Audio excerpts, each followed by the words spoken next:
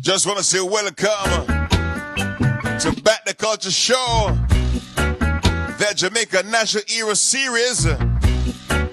We have on number 6, yes? National Hero number 6.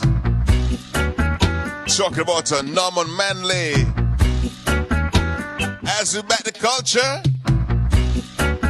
and we tell the stories of our national heroes. Tonight we'll have a deep dive into the life, the legacy of Norman Manley. Some call him the people's national hero.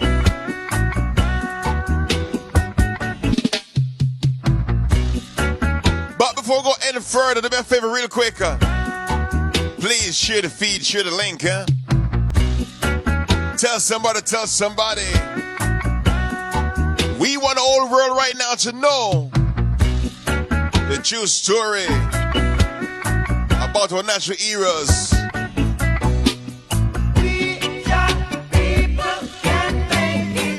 It was for the working class.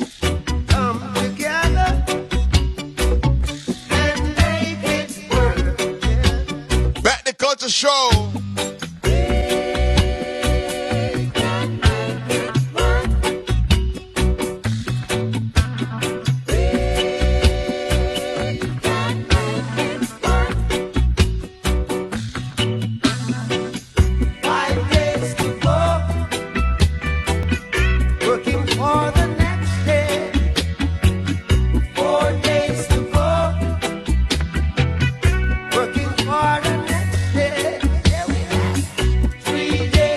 Some distinguished guests lined up for you.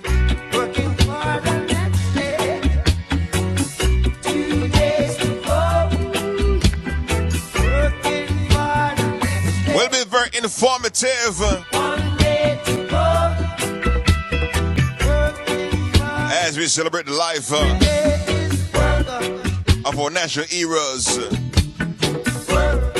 We're at number 6. Norman Manley.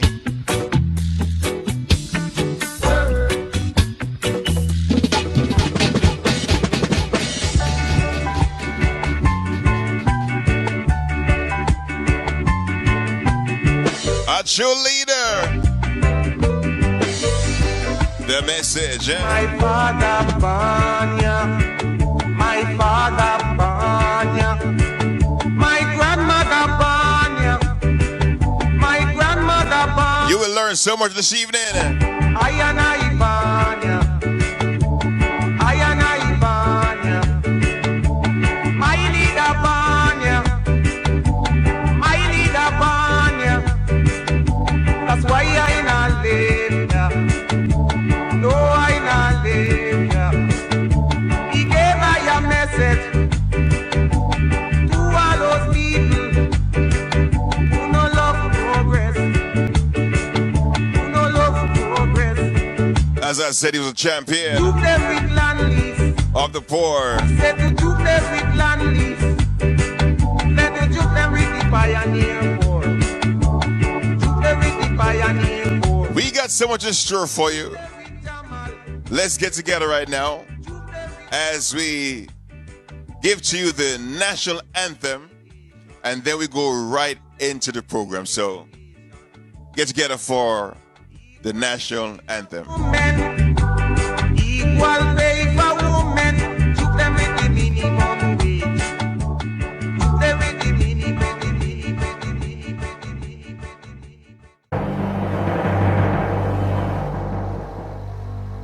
Eternal Father, bless our land.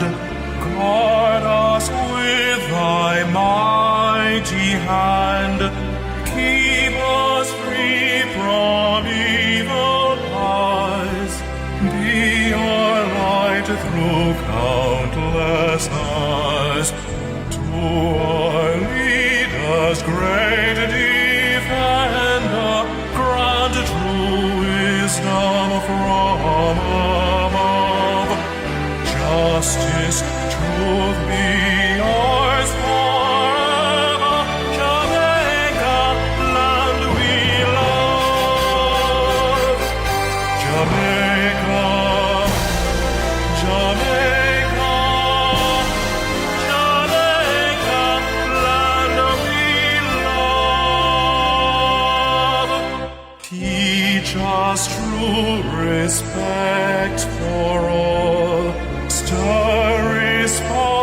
to duty's call.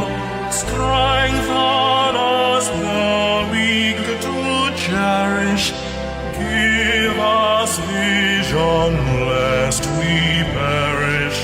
Knowledge ascend us, heavenly Father. Grant true wisdom from above. Justice, truth be ours forever. Jamaica, land we love. Jamaica, Jamaica, Jamaica, land we love.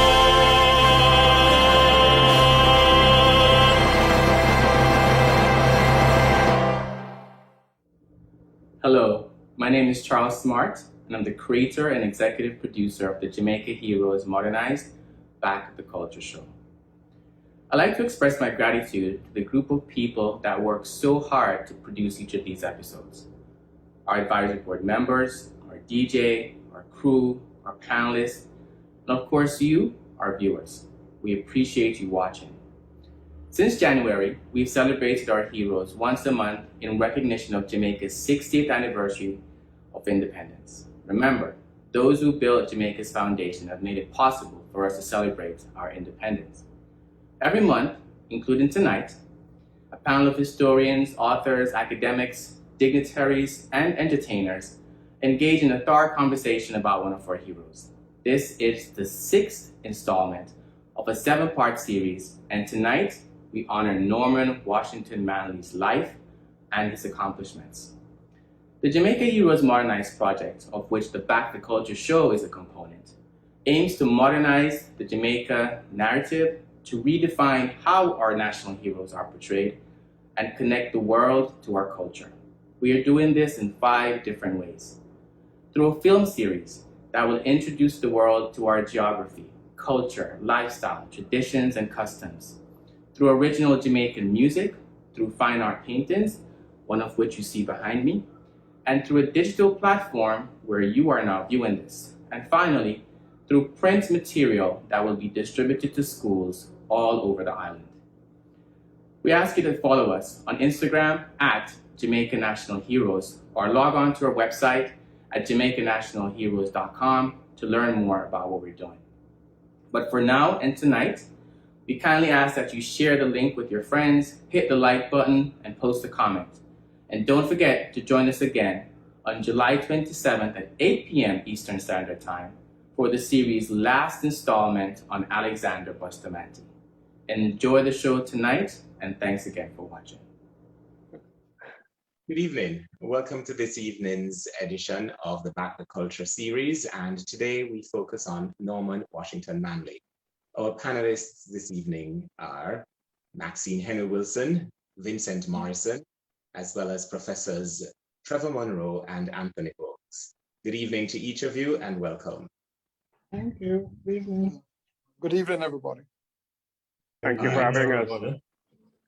We'll start with you, Mrs. Henry Wilson. If you could give us a brief background as to who you are. I hate the phrase, your claim to fame, but we can use that for today. Okay, I really don't have any claim to fame. I joined the People's National Party's secretariat long ago, won't tell you when, as a political education officer. And I joined in that particular role because I have always said that Norman Manley was the cause for my being a member of the People's National Party. I know it can be misunderstood, but apart from his being this very eloquent person, great wordsmith, etc., you should listen to him. I've never really met him. I saw him once in person at a public meeting. But I really felt that the PNP used to say, members of the PNP used to say that Norman Manley is a statesman and not a politician. And for me, that was a very poignant statement. For me, he has been the statesman of all statesmen, and I will expand on that. So that was my initial encounter with the PNP. And then From there, I've worked as Deputy General Secretary. I've worked as a General Secretary. I've been a Minister of Government. So I've had a very long relationship with the People's National Party. And for you, Vincent Morrison, if you could just give us a quick background and your own connection to the hero we discussed today. Well, I think the main connection is that we're both from the parish of Manchester. He's from the south and I'm from northwest, Malgally. But there's no question that Norman Manley is the statesman of all statesmen. He is easily the greatest Jamaican that I know. He has sacrificed. He has virtually done everything because of the love that he had for Jamaica. Outstanding Jamaica. And for you, Professor Trevor Monroe? Well, first of all, as a youngster growing up on the eve of Jamaica's independence from a relatively middle-class background, Norman Manley was the hero to most of our generation.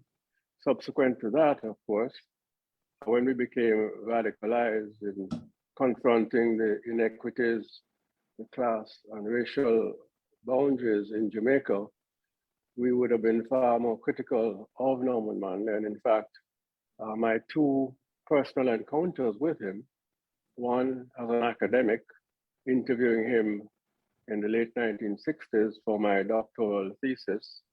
And earlier than that, as a young socialist activist in an antagonistic engagement where we felt that the policy of the People's National Party was insufficiently radical at the time, and Norman Manley defended the policy. And it was an interesting engagement at the time. And much later, I became a member of the People's National Party for 5 or 6 years between 2002 and 2007.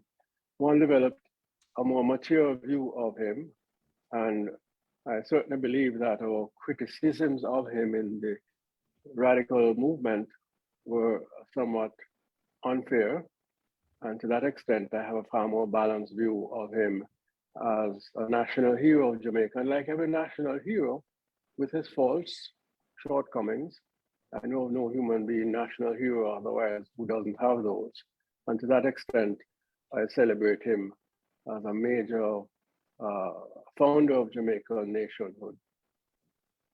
Well, Professor Tony Bogues, how do you see the image of Norman Manley, and how did you come to be introduced to who he was as a man, a statesman, and of course, national hero?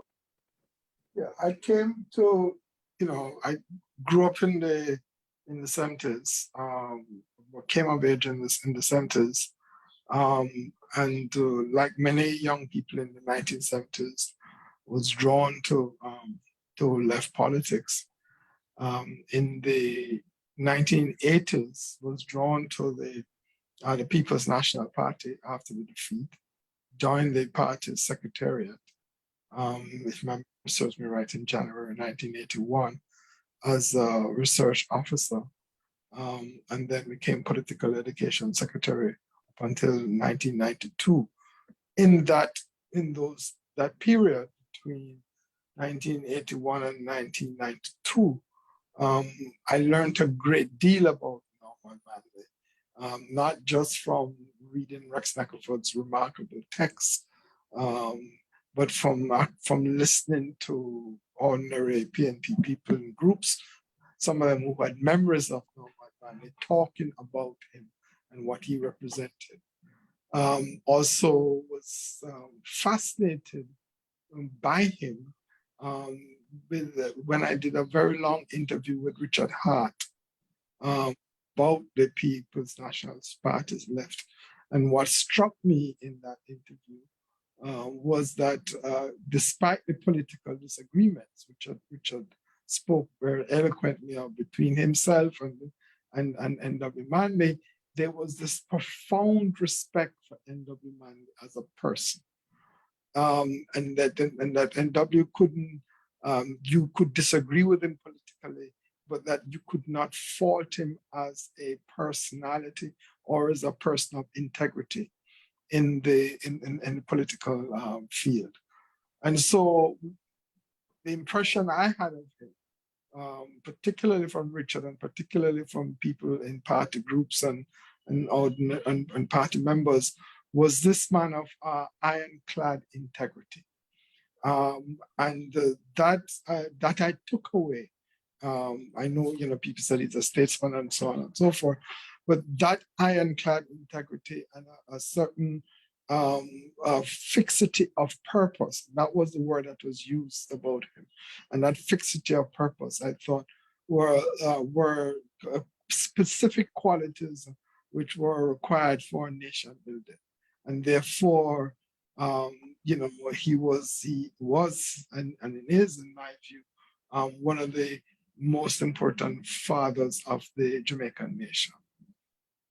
Mrs. Henry Wilson, perhaps you could give us a better understanding of locating the principles and the philosophy, if you will, of Norman Manley in an understanding of where he hailed from. Vincent has pointed it out that Norman Manley was born in the southern Manchester, but in terms of his early childhood up to, say, his education at Jamaica College, who would he have been and how was he formed by the environment and the period within which he grew up?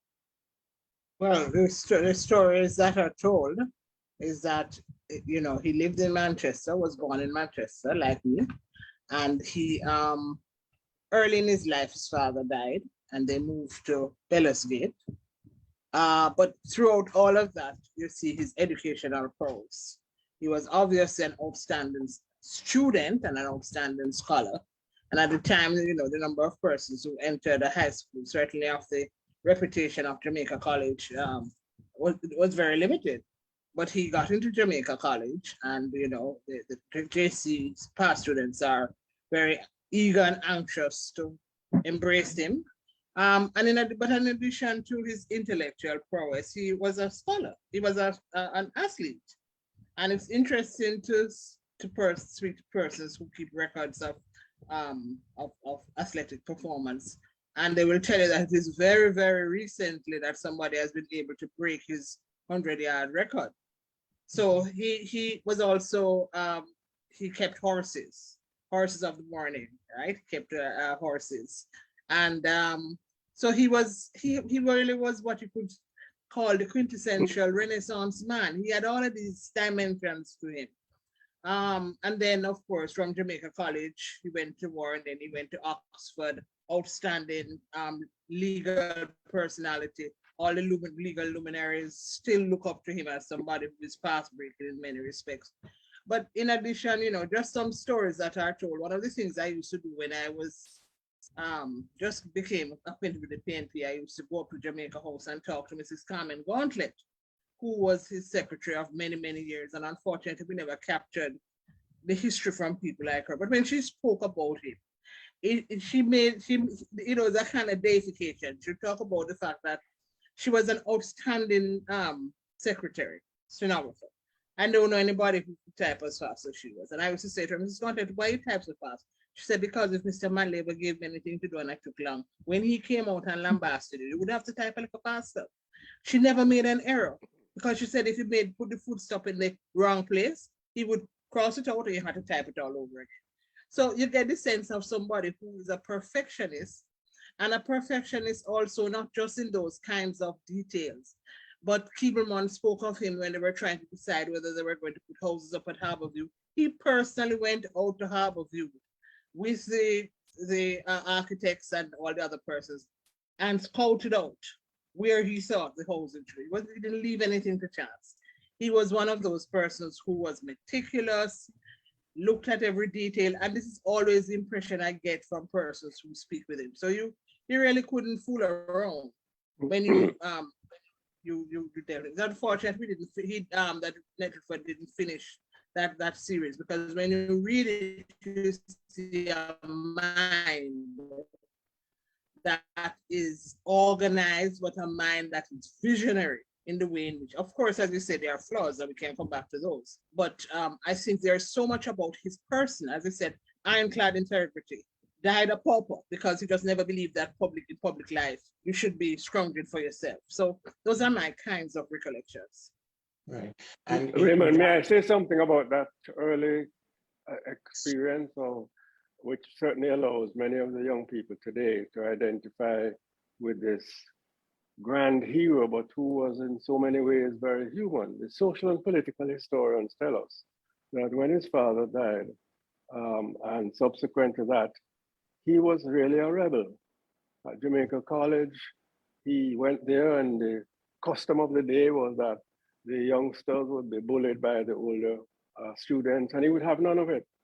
He actually fought against that, built a group around him, which, you know, some could call a gang, not the gang of the time we have today, but a group of young students who would not put up with the bullying, who fought back to the extent that Manley, as he was a youngster, got himself in trouble with a number of the masters at Jamaica House. And one social and political historian, Arnold Bertram, tells us that he still has a record of being the only student at Jamaica College who was reported in the same day by all masters to the headmaster because of breaking the rules. And of course, when his mother died, he was 13, that event made him turn around his life. And that's one of the things that I'm so impressed about Norman Manley, his ability to self-change in circumstances which require it. So at that point, he then did all the things that Maxine describes. He turned himself into a real scholar, applying himself, track, athletics, football, rifle shooting. And when he told the principal that he was going to apply for the Rhodes Scholarship initially, the principal said, you're joking. That's for persons who excel in academics and in sport. And then he became influenced by the deputy principal, who became his mentor. And the rest is history, as they say. He got the Rhodes Scholarship and became that excellent, outstanding intellectual and professional that we all know about. But he didn't, you know, like so many youngsters who excel later, he had to turn himself around. He had to take himself in hand and say, look, the rebel without a cause, even with a cause, is not going to carry where I'd like to go in life. So I just wanted to add that touch to what Maxine just said, which is absolutely on target, as she said. So Professor Bowles, this person who was obviously filled with contradictions, the classical Renaissance man, the statesman for which, you know, about whom, and the things written about whom, for which we laud him today. If you were to fast forward to Jamaica, that type of body or even boisterous characteristic is not something that among youth is considered to be promising.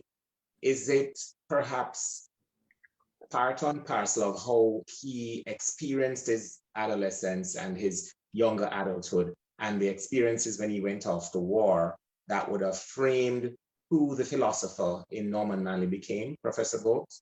Yeah, I mean, I think that Professor Monroe is right. You know, and, Arnold Bertram has described that very well in, you know, that those incidents very well in the book. The very good book biography of N.W. But I think that what made him, a couple of things made him the way he became, I think. And there's in these things, there's no one master key, I think, that then opens up the door that says, okay, that, you know, there's an accretion of things and events that kind of shape, I think, human beings. And I think obviously going to London and having to live in London at a time of racial discrimination made him a person who began to think about the questions of racial discrimination. It also made him think about this business of what does Jamaica mean? What does it mean to be a crown colony, which is what Jamaica was at that time.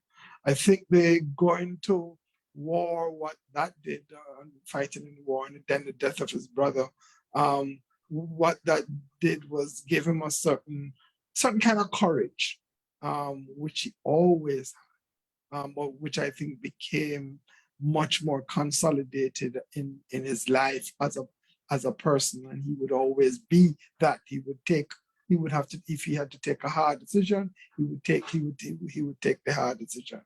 And then I think the other thing that you know is that people, the intellectual of the, you know, the early 20th century, the colonial intellectual going to London, navigating Oxford, that one of the things that he had to do is that you have to be better than everybody else. You couldn't be second best in that kind of scenario. You had to show that you are better than everybody else.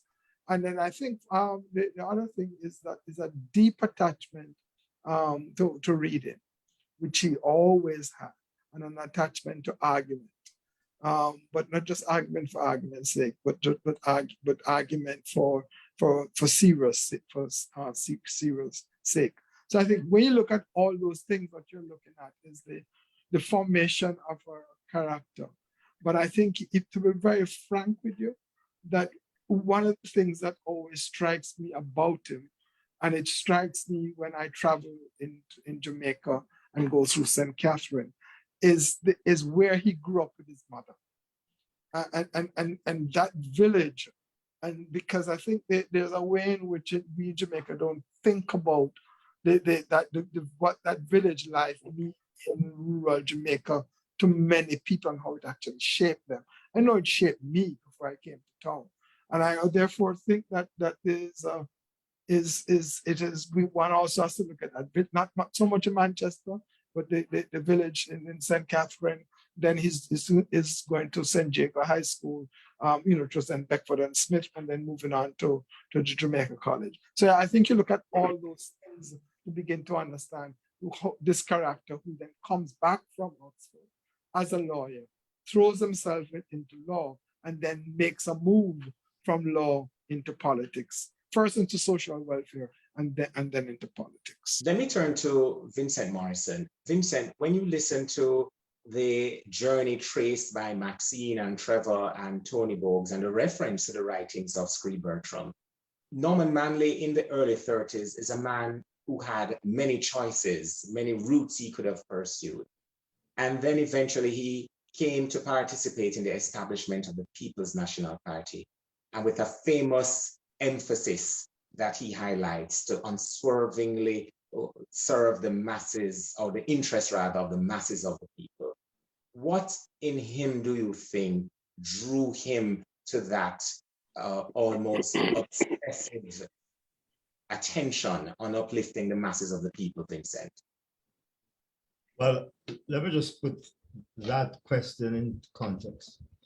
There's no question that Norman Manley was the greatest barrister, lawyer in the West Indies.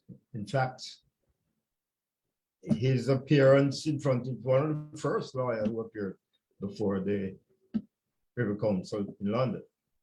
And the accolades that flowed from his conduct, his presentation in front of that council was legendary.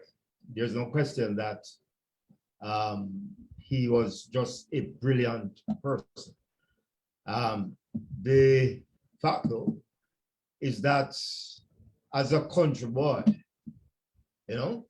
growing up in Manchester, growing up in Belmont, St. Catherine, he experienced estate life. He was with the people, he was there, he saw the condition, the poverty, the struggle. And he put aside all that glamour, all that money that he could have made in terms of his practice, and decided to champion the cause of the masses. There's no question that between 1938 and 55, you know, there was a lot of sacrifice. We could talk about the problems he had with the left in the party, but he stood fast. A lot of patience. He decided on a course. And, you know, when he won government in 1955, and when you look on what he was achieved under his administration in terms of governance, etc., it was just simply remarkable. The formation of the National Workers Union, the whole issues surrounding the struggle, the right to vote, universal adult suffrage, education, what he did for education in terms of the secondary, high schools, and the common entrance, what he achieved in terms of political independence. He was the architect of the fight, not only for self-government, but for political independence. And then when you look on the host, the number of things that he did, for example, the development of the tourism sector, Negril, we talk about Negril. He was the person who made the first arrangement to develop Negril. The Bank of Jamaica, the bauxite sector, Development Bank, Central Planning Unit, Agricultural Industrial Development Corporation, which is now JAMPRO, the Scientific Research Council, the Farm Program, Farm Work Program. You could go on and on and on. But one of the things I'd like to mention here was that I think he had a very good team with him. Neda Sewell, who became the first governor of the Bank of Jamaica, to me was his friend. And a lot of the things that we're now enjoying as a country, Norman Manley laid the foundation, because the difference with Norman and others was that Norman Manley had a plan. And I'm not, you want to sound politically critical, but a plan cannot be we are with the West. He had a plan for the development of Jamaica. And it's a pity that he didn't get the chance to lead Jamaica into independence. But if you look at the governance issues that we are having in Jamaica today, and you look at how Norman Manley charted the course between 1955 and 1962, all of these institutions that were put in place, so that we have at least that level to start on now. It is totally remarkable.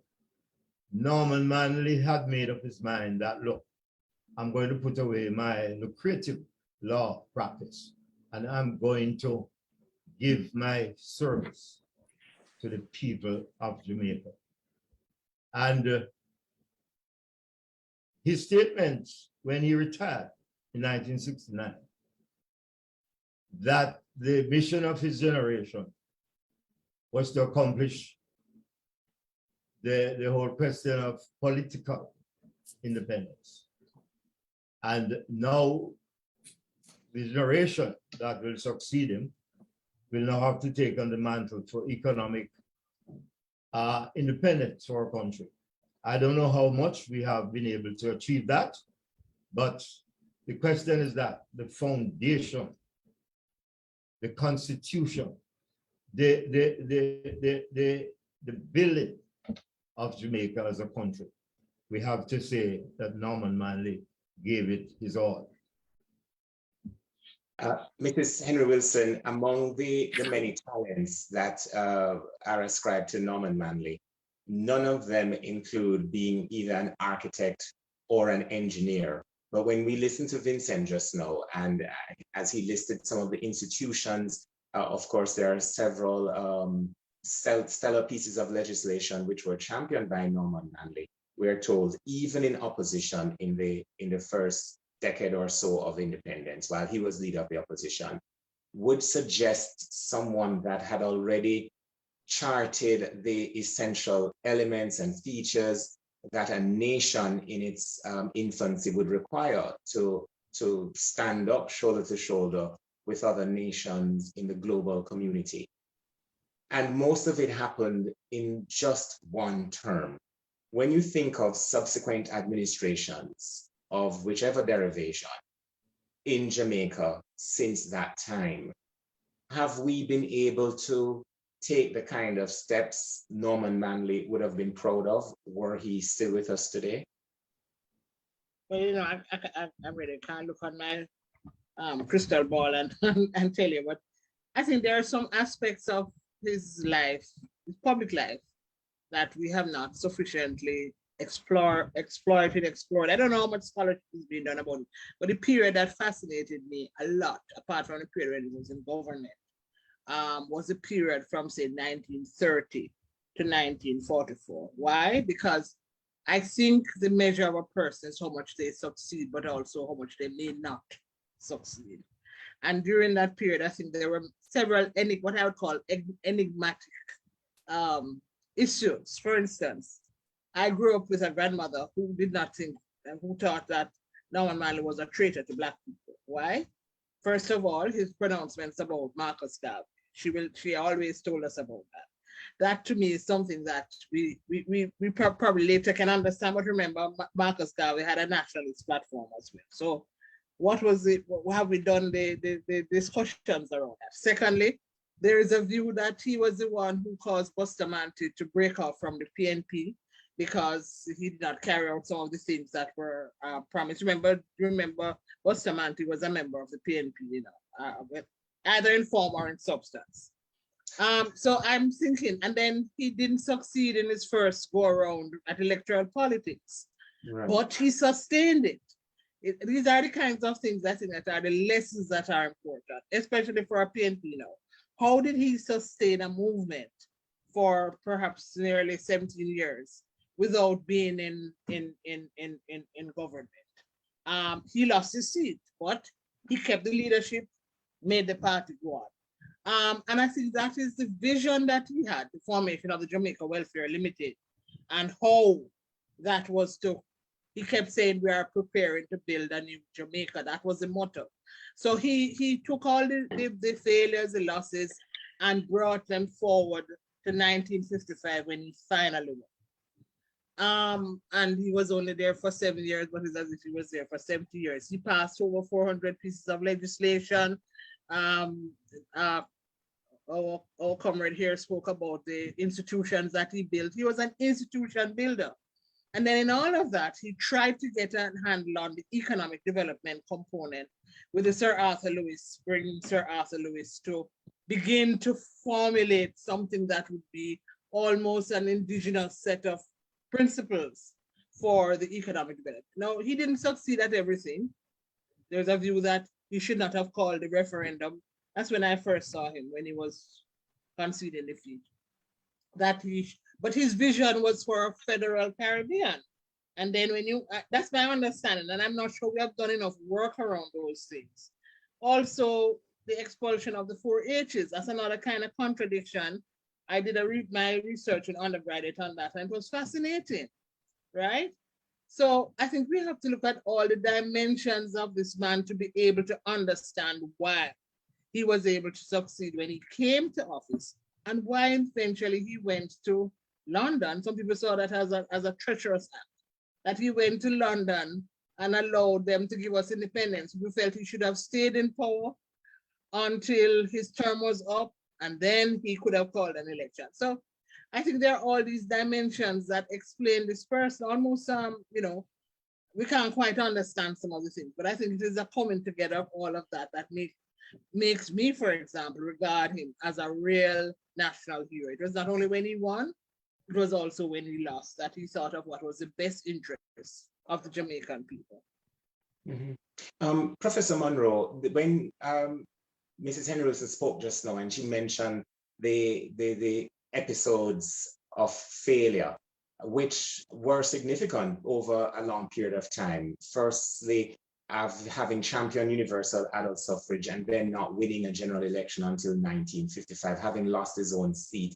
In today's political culture, those are what we would call career-ending situations, career-ending events. But this fixity of purpose and the purpose being nation, do we have those elements sufficiently reposed in the leaders today and those who are likely to emerge as leaders today? I'm glad you asked that question, Raymond, because what it brings back for me is the observation made by my supervisor of my master's thesis in the mid-60s, Professor Rex Nettleford. Those are the days when the people in their 20s and 30s all over the world and in Jamaica, the Rodney uprising, all the students, the social changes which brought so much positive development in maternity leave law, etc. We thought, frankly speaking, that we could change the world overnight. And what Rex said to me is, Trevor, look, you guys have great aspirations and the objectives are all really laudatory, but changing Jamaica is a marathon, not a sprint. And please recall that we have produced masses of sprinters, but how many times have we won a race in any championships on the global scale or even the hemispheric scale of over 800 meters or 1500 meters? Think about that. And I reflected on that, and I think those in Jamaica today, all of us who still see so much to change, the road still to be traveled, despite the fact that we have come so far with the input of Norman Manley and others, need to reflect on that, because he demonstrated the ability to run a marathon, even though he was a sprinter. And that's something that we have to learn. Sprint when it's appropriate and necessary, but also fix their purpose, keep that marathon, which he did. And the ability to change his method as you go along. He didn't believe that Jamaica had a political problem in the mid-30s. He thought we had a social and economic problem. Hence the formation of Jamaica welfare, the establishment of literally the predecessor of the SDC when it would have been non-partisan and independent. But he was persuaded by the events of the day, the people like Fairclough, that look, it's not just economic, we need to get political self-determination, we need to get hold of the political system in order to make the economic and social changes. So he modified his views, went into politics in the way that we've been discussing. But even then, let me give you an episode which I have heard, and in fact, my discussions with Richard Hart confirm. Bustamante was on the platform at the foundation of the People's National Party. As Maxine has pointed out, there was a unified national movement with labor and the middle class self-determination aspirations sitting together. But as I have gotten it, this leader of labor, recognized by all, including NW, was not recognized while sitting on that platform. And what it reflected is the extent to which the social divisions in Jamaica were real, that the middle class had certain reservations about the capacity of the working people. And that divide was what Norman and the leaders of the labor movement that formed with him to contest with Bustamante had to contend with, that the middle class had to persuade the masses that we are for you, that we're genuinely concerned with your bread and butter issues alongside the political. And only by the late 1940s did this happen. So from 38 to 49, that long slogging, going around the country to persuade folks that really we need to come together. And then the issues to the left. Norman, as I understand it, did not want that split. He wanted to keep the party together, but it occurred and it created challenges, which policy issues, which many would say would have held back Jamaica's social transformation. And then that aspect of Manley, the willingness to pay a price, to self-sacrifice.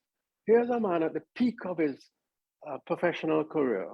As Vincent points out, one of the most famous, celebrated barristers, not only in the Caribbean, but in the empire.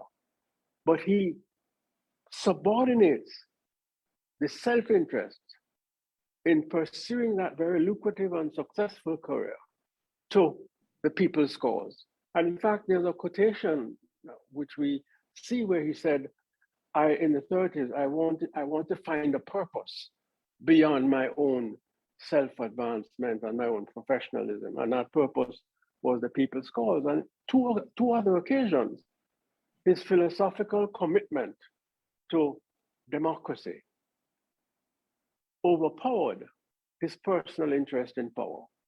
So the referendum on the Federation in 1961, that need not have been held when it was. The opponents of Federation made that a cause on an opportunistic sense. And then after that, he wins the election in 1959, before the referendum. He has a 5-year term, 59 to go into 64. But on principle, he felt, look, we're going to independence, give the people a chance as to who should lead them. And he lost.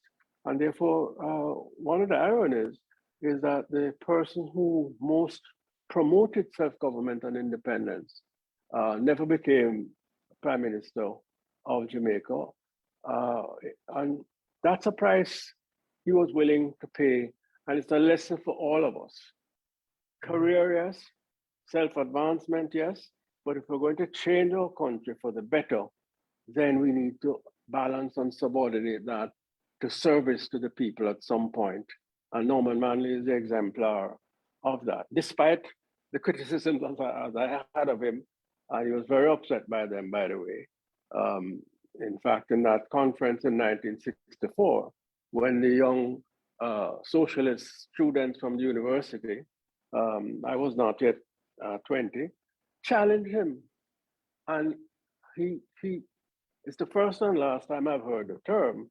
He said, who do you whippersnappers think you are? And I understand whippersnappers mean to mean hurry-come-ups. You guys, you haven't been what we have been through.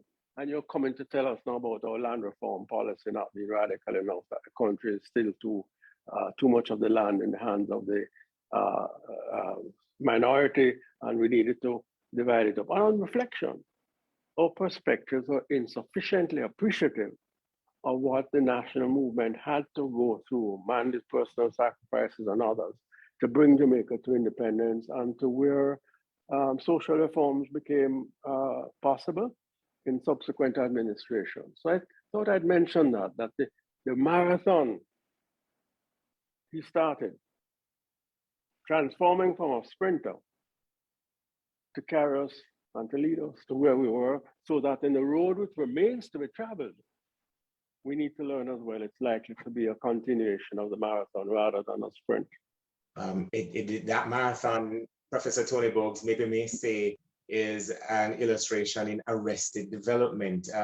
Norman Manley spoke in 1969 of the success of his generation and referencing political independence and the suggestion that the next generation would have emphasized economic independence.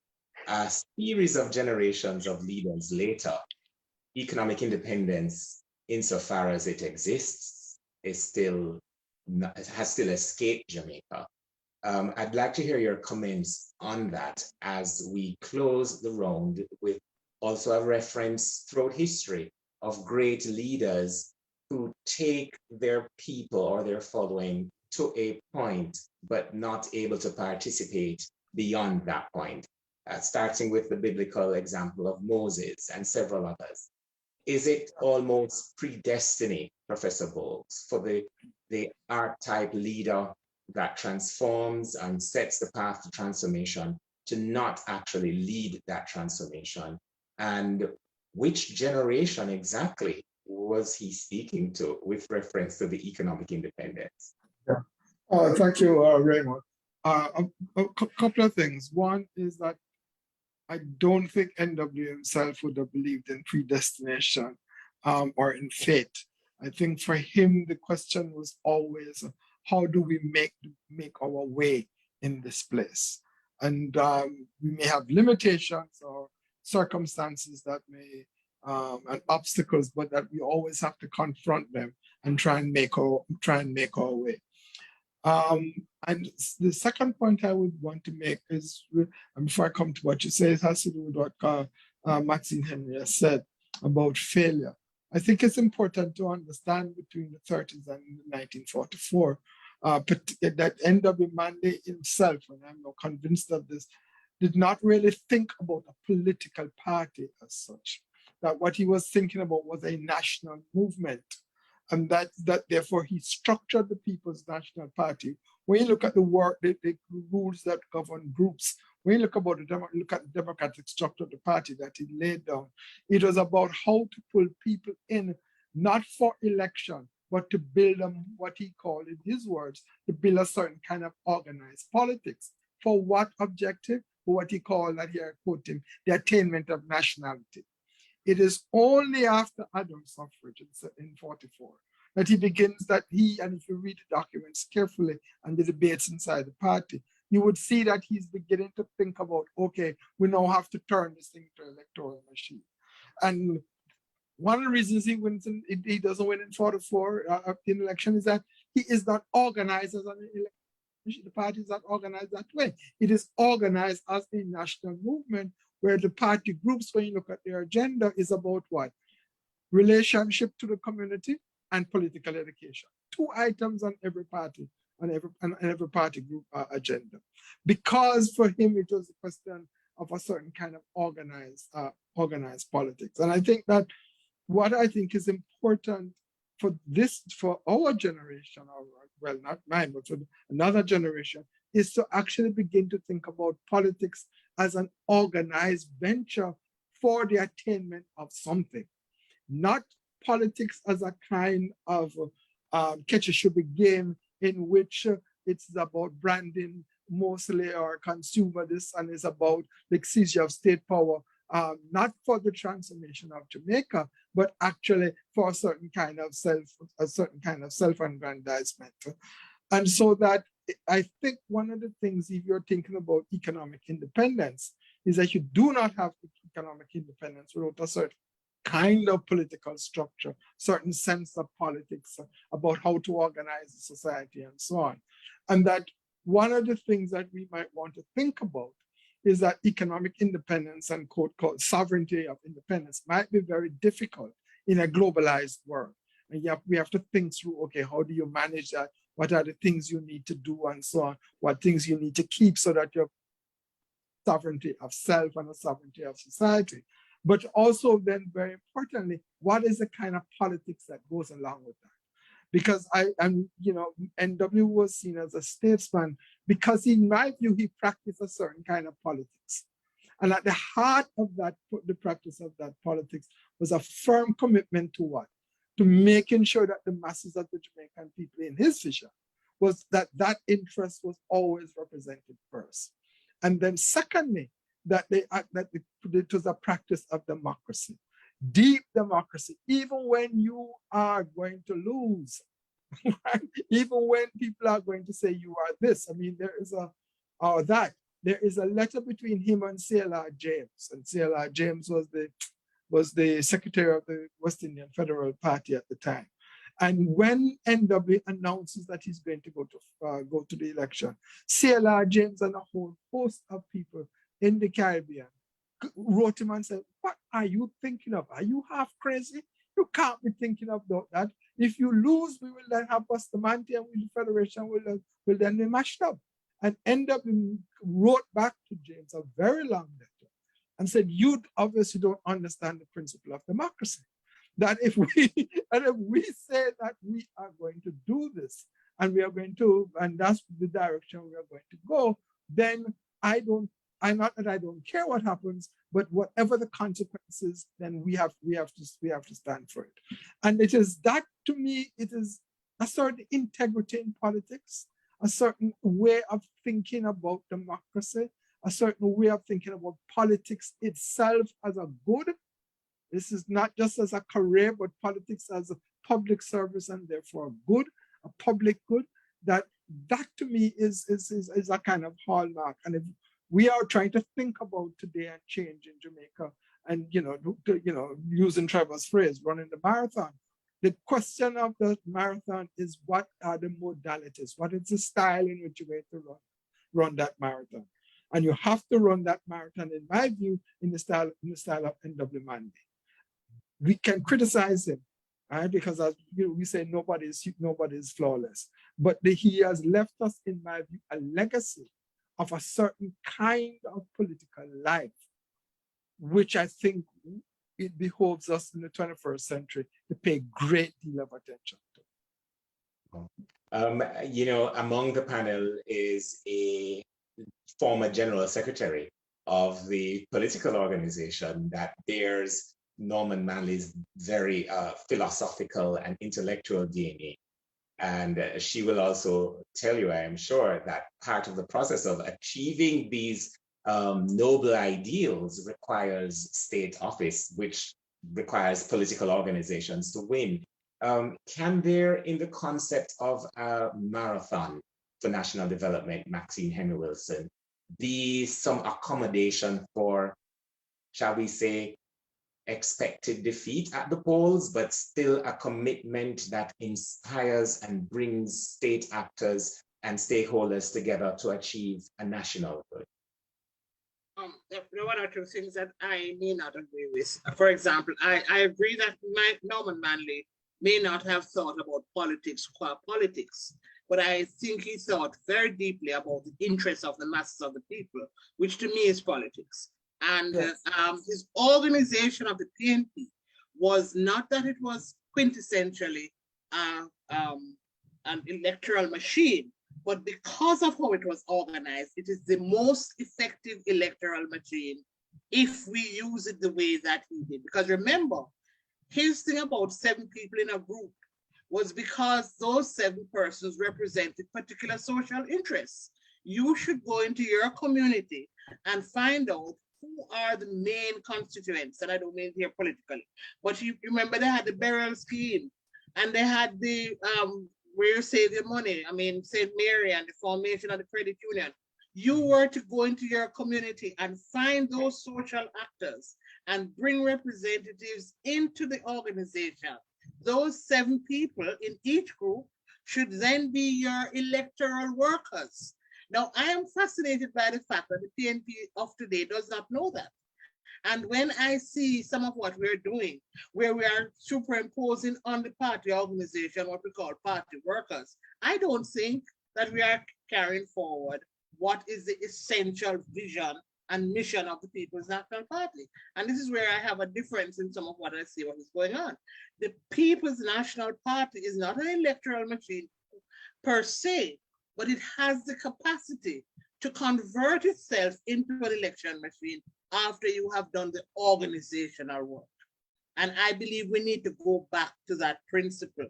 And that is also, sometimes you have to be out of government, the trees and the forest, you have to be out of government to organize yourself. Whenever we have been out of government, my experience is that we have done fairly well at organizing ourselves for the next term. It's like going back to come forward and use this period to rebuild our party. That's really my understanding of, you don't have to be in power all the time. You can serve the people from the opposition by being the watchdog of what is taking place in a constructive way and preparing yourself for the next leg of the journey. For the present conversation, the ethos within which Jamaica finds itself on the global scene, as well as our own strides, still trying to achieve from a small island a great nation. What element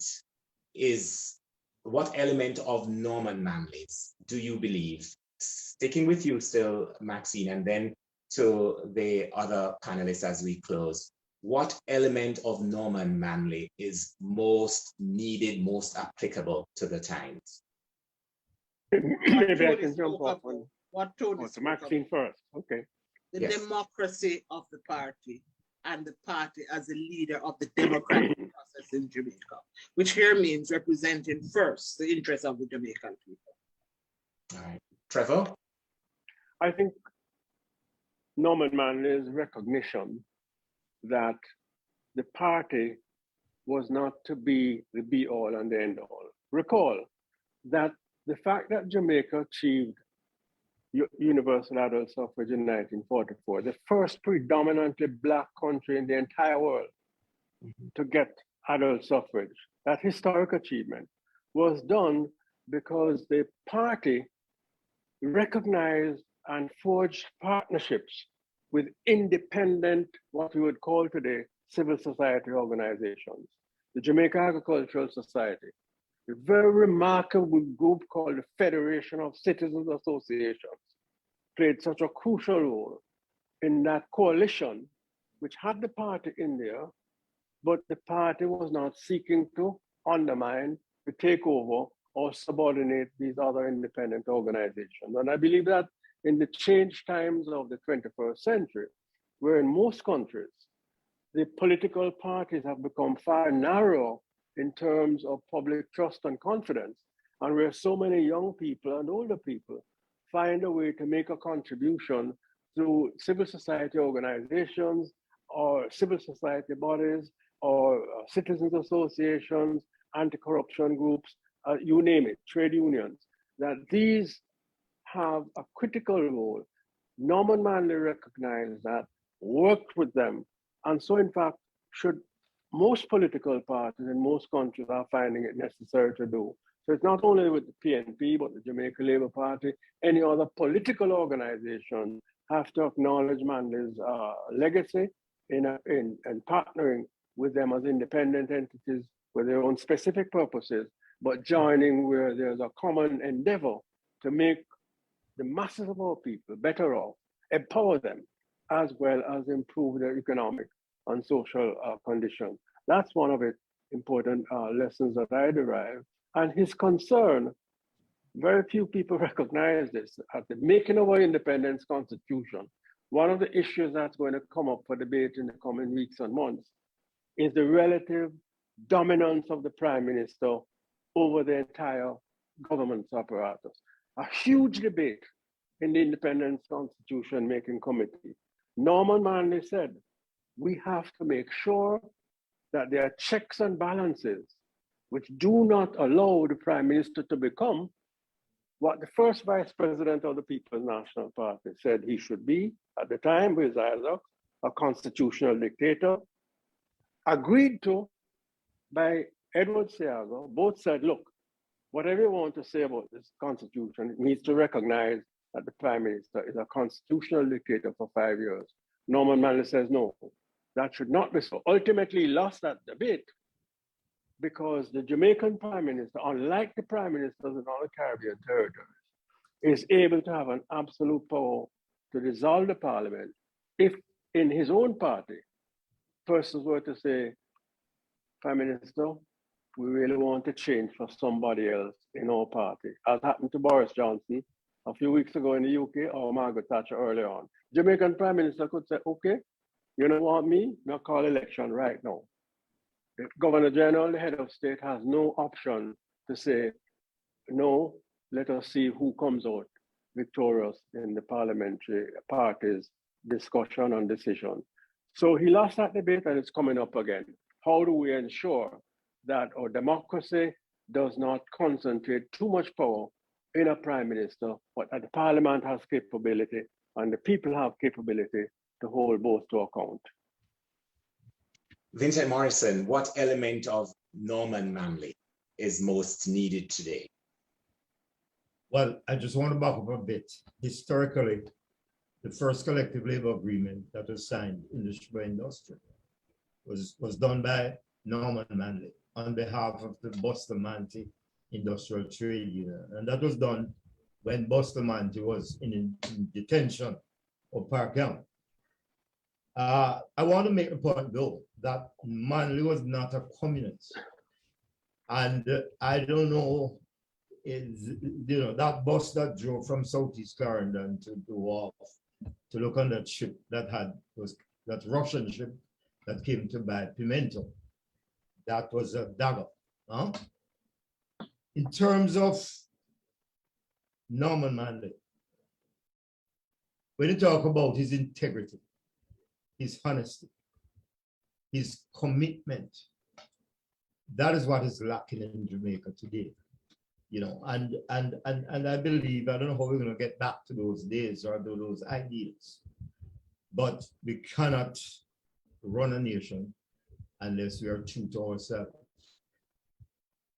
Norman Manley loved Jamaica. He wanted to build this country. That was his mission. The fact that he didn't get the chance to do it at the level that he wanted, history will deal with that. But integrity, honesty, these are issues that we need, and we need to take an example out of Norman Manley's book going forward. Professor Tony Boggs, you will have the final words, sir. What element of Norman Manley's book needed today?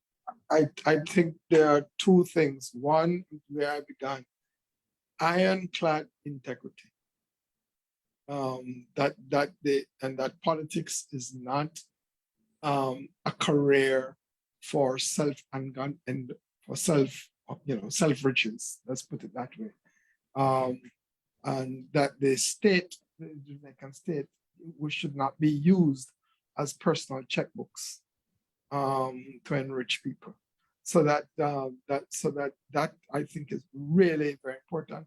It comes under the rubric of corruption, and so people generally call it, but it is really about trying to find that way of practicing politics in which integrity is ironclad integrity is absolutely critical. And then the second thing is democracy. A real how do we democratize this country in ways in which sometimes we call it participatory democracy and so on, but how do we find a way in which the voice of the ordinary person in this country means something, and means something profound and significant as to how, in fact, we go forward. Those two things, trying to develop deep democracy inside this country, in the party, as political parties, but also thinking about deep democracy in the country, and a certain kind of ironclad integrity, in which politics is about a public good and never about self-aggrandizement. Well, thank you, Professor Tony Boggs, Professor Trevor Monroe, Mr. Vincent Martin, and Maxine Henry Wilson. I just want to say, as we close, as moderator, whenever I participate in processes like this one, or with the meeting with the members of the board of the Norman Manley Foundation, I come away with a gaping question: who is Norman Manley still? Because on each occasion, you learn so much more. You are almost triggered to go on yet another search. And I'd like to thank each of the panelists for helping that gaping question to be more easily answered on the next occasion, and for sharing so much about a man who is as much a mystery today as he must have been as he moved across these 14 parishes of Jamaica. A national hero, one of 7 we celebrate as we do each year, not just in Heroes Week, but as we approach our independence celebrations. That was the Norman Manley edition of Back the Culture, and we thank you for joining us as always. As children, we learn the true meaning of being a hero. Being a hero requires great sacrifice for others, not just ourselves. We learn about the heroes of Jamaica's past and how much of themselves and their lives they had to give in building a nation we should be proud to call home. They believed in a Jamaica that was more than just a country, more than just an island, more than land surrounded by water. They believed in a dream of a free nation of people, a nation built on the foundation of their sacrifices, a nation of many people working as one, a nation that will continue to produce legends and nation builders that serve towards that vision. As children, we were also taught the national pledge, a solemn promise, an undertaking. I would like to believe Sir Hugh Sherlock, while writing this pledge, understood the vision and dreams of our heroes. It's clear being a hero is too much to ever ask any one citizen. Luckily, the pledge does not require heroics of any of us. It merely asks that we honor our heroes by striving to advance our nation and ultimately inspire the world, like they and many Jamaicans have done. It's important we remember those words. These words.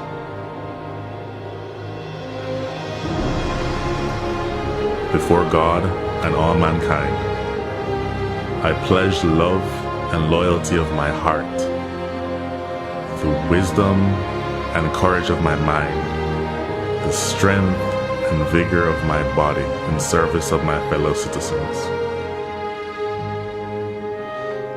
I promise to stand up for justice, brotherhood, and peace, to work diligently and creatively, to think generously and honestly, so that Jamaica may, under God, increase in beauty, fellowship, and prosperity, and play her part in advancing the welfare of the whole human race.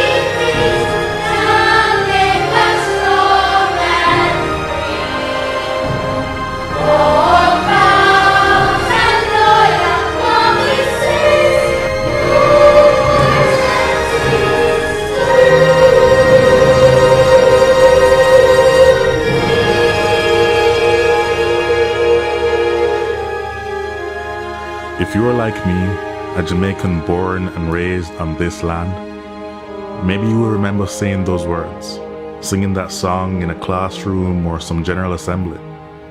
If so, like me, you made a pledge. Somehow it seems like many of us have forgotten that. The crime and violence, the indiscipline and short-sightedness, the corruption, the lack of respect for our beautiful lands we are blessed with, and the waters that surround and nurtures us. We have to do better.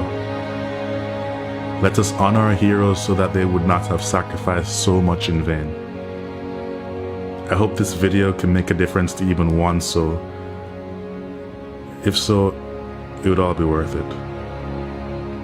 If you feel the way I do, share it. May my voice become yours. Thanks for watching.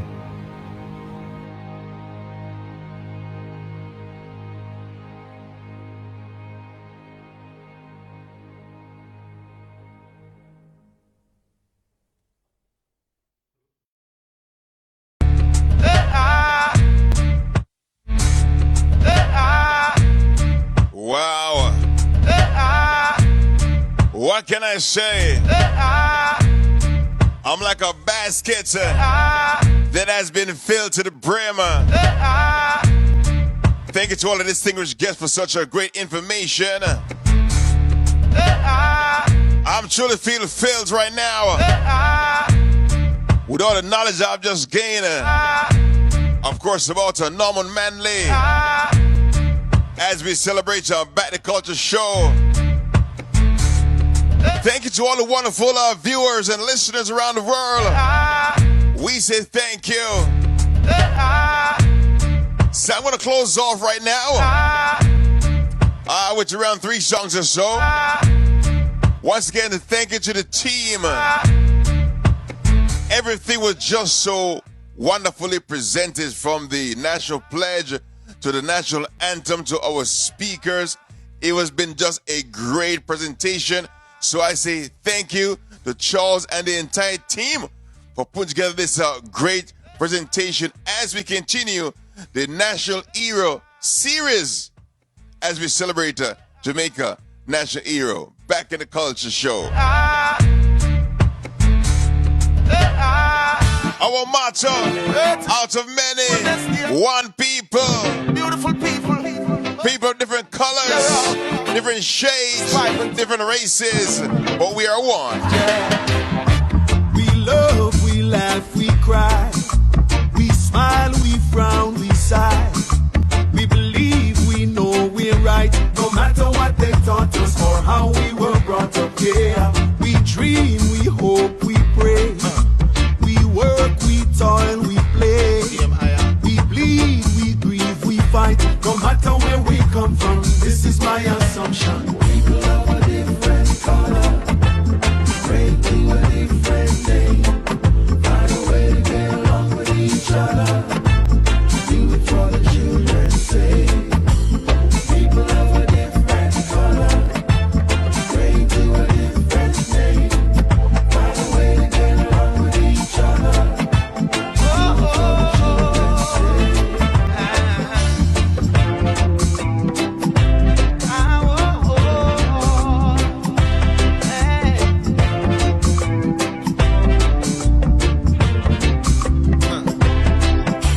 We see, we learn, we teach. We search, we earn, we see. That's what we do tonight, yeah. We no matter what they talk. And in all the series, We're brought up here. we teach you Oh, so you can learn. We fall, we bruise, we heal. We all think our burden's real. No matter where we come from, this is my assumption. People of a different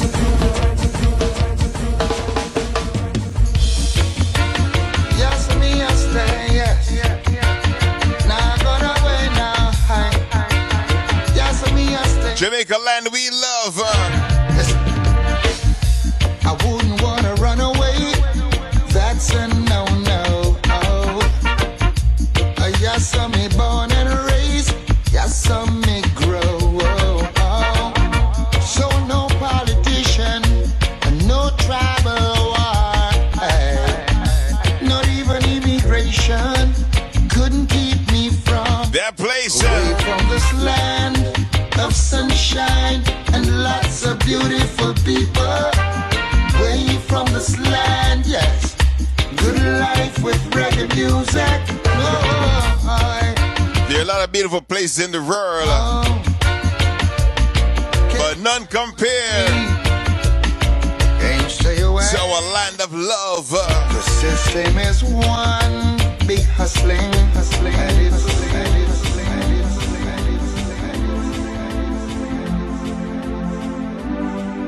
All Jamaicans and friends of Jamaicans around the world.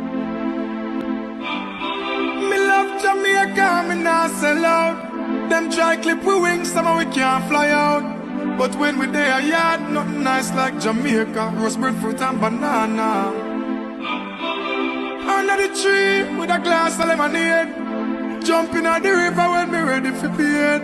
No boy can't buy me out. Me no foreign minded, no way compared to Jamaica. Jamaica love, we wanna feel Jamaica love. Everybody wanna visit Jamaica. Jamaica love, Jamaica, Jamaica love. We wanna see Jamaica love. The one that represents the Where are you representing right now? Jamaica love, Jamaica. Represent for your man. Tune up hurricane and star. From the time we drop, me no matter about tax man, still a hustler than a guan. Jamaican have the link to the link. We connect Canadian, American, England. That concludes And I hustle mama visit Western Union. this evening presentation. All the man them fear ambition. We say thank you once again to the entire team I'm in the shot. Real Jamaican. for putting this show together. I wish partner of the world where you stand. Thank you all our distinguished speakers and guests. Jamaica love. Most of You all, wanna feel. we say thanks to the viewers, the listeners around the world. They wanna visit We say thank you so much. Jamaica love. Until next time, Jamaica love. We wanna when we talk about Jamaica love. National Hero number 7. Represent the citizens of Jamaica.